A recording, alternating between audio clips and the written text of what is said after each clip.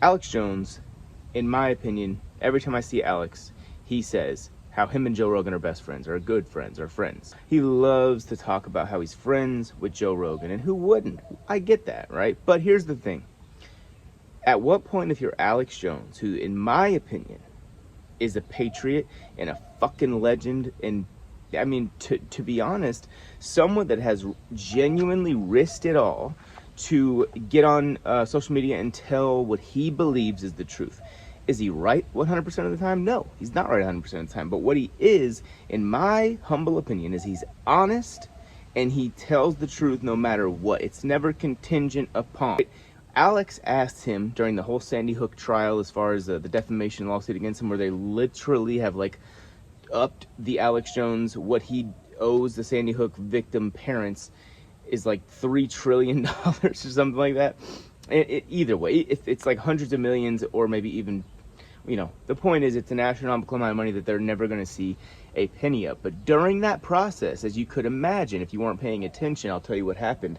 Alex Jones was getting absolutely dismantled by the corporate press, and even by like a bunch of these people who say they're independent journalists.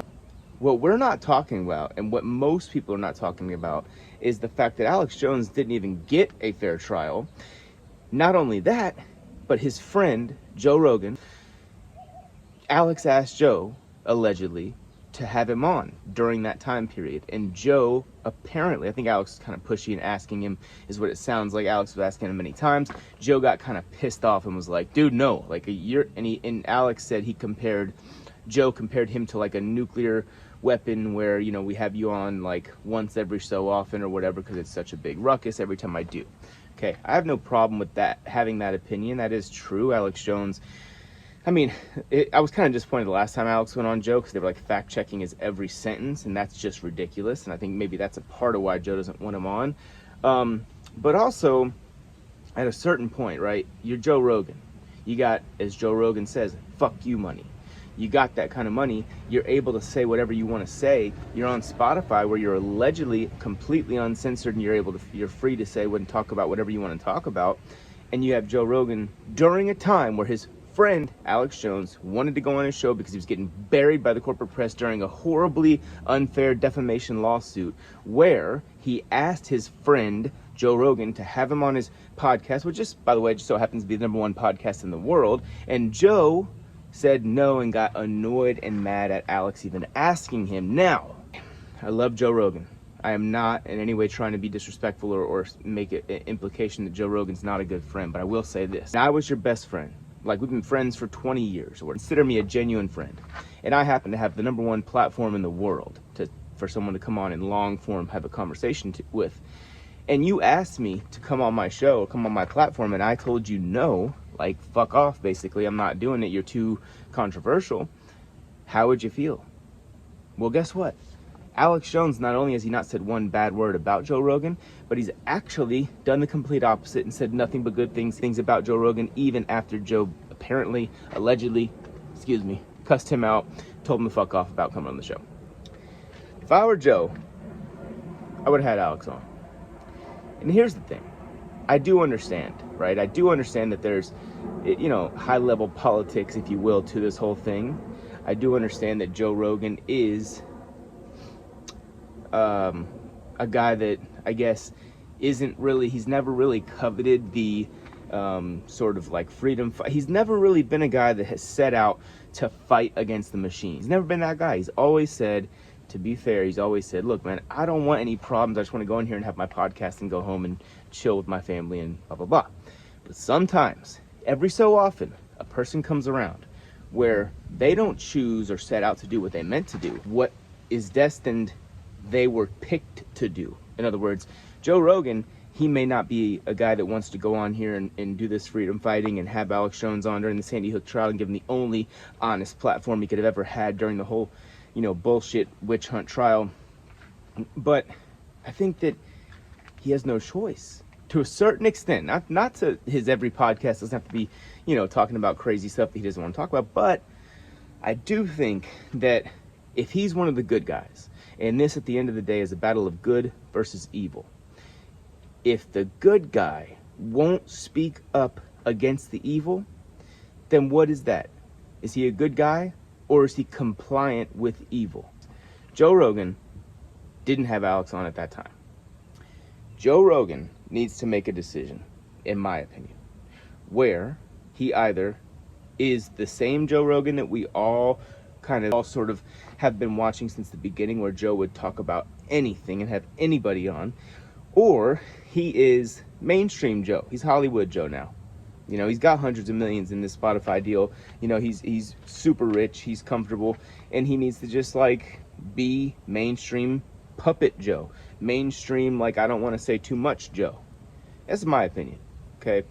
I think his legacy and his life overall would be a hell of a lot more meaningful if he were to be the Joe Rogan that he is, in the sense that he wants to like kind of tippy-toe around things and act like he's not actually the freedom fighter that he is. But when Alex Jones is getting pummeled from the corporate press, Alex Jones, your friend, getting pummeled from the corporate press, going through hit piece after hit piece after hit piece, and then gets ruled that he has to pay more than he's ever had in terms of money to families that he literally never even mentioned their names aside from one, and that was the guy that the public press conference immediately following the shooting. If you don't know what I'm talking about, one of the Sandy Hook parents whose kid was shot and killed held a press conference right after the shooting. Right before the press conference began, he's walking his way up to the mic and he smiles. It did seem weird, and that's all Alex said, was that the way the guy looked, and he mentioned his name, I think it was something Parker, that guy looked a bit strange during that press conference, especially like right before it started. So that's all he said, and the families are now awarded hundreds of millions, maybe trillions potentially. I think they upped it to like some make-believe number. Point is this, dude, this guy, Alex Jones, did not kill those kids. Alex Jones got a raw deal from every media coverage imaginable. He didn't get a fair trial.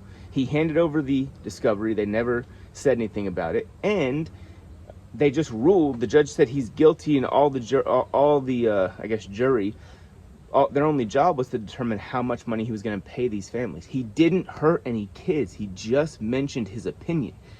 They took away our First Amendment right, freedom of speech, freedom of the press. They took it away like that with Alex Jones, and every major media outlet buried him, and his friend Joe Rogan. Joe got, apparently, so what I heard, mad at Alex for even asking him, because that's like his pet peeve, apparently.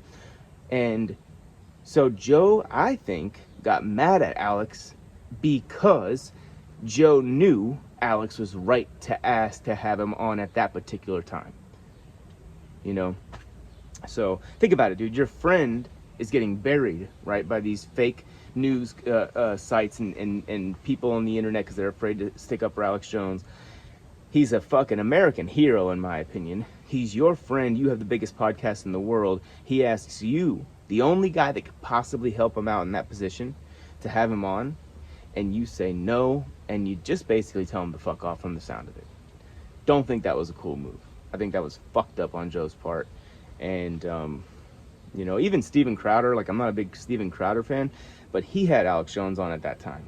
He had Alex Jones on many, many times after that. Steven Crowder might have just lost his YouTube channel overall right now for having Alex Jones on and having him as a host. So as much as I don't like Steven Crowder, you got to give him respect there where it's due, because he understands Alex is a good guy with good intentions, and he's just trying to speak truth. And sometimes you're going to be wrong when you speak truth. It's not allowed to be spoken, and sometimes you're going to step a little too far, and you see what happens, right?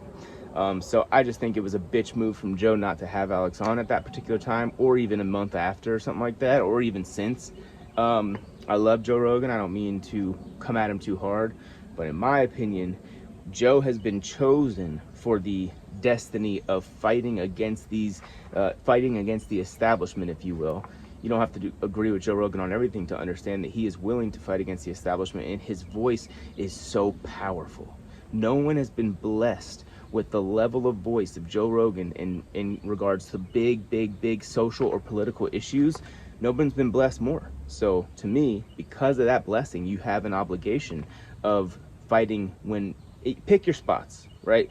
But that should have been a spot that you picked, in my opinion. So I don't know. Let me know what you guys think. I'll talk to you next one. Peace.